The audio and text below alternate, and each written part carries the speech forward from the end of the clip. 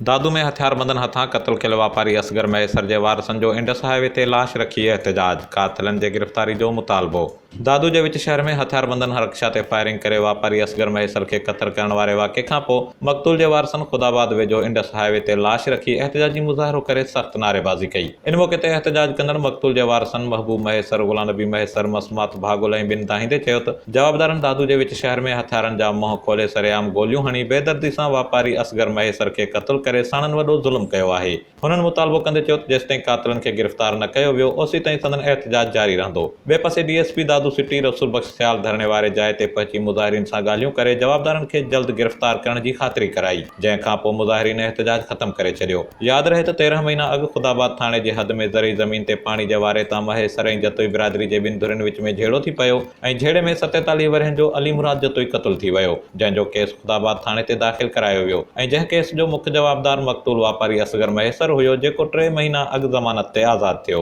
जंहिंखे अॼु दादू शहर में गोलियूं हणी पलांद में क़त्ल कयो वियो आहे। जनत हथियारबंदनि पारां विच शहर में अंधाधुंध फायरिंग जे नतीजे में 10 वरहनि जी नीगरी हीर बानो बबर, रक्षा ड्राइवर ऐं वाटहड़ू ज़ख़्मी थी पिया, जिन मां मासूम नीगरी जी हालत ॻणती जोगी हुअण करे खेसि हैदराबाद इस्पताल मुंतक़िल कयो वियो आहे। Niaz Chandio, Kawish, digital media reporting team, दादू।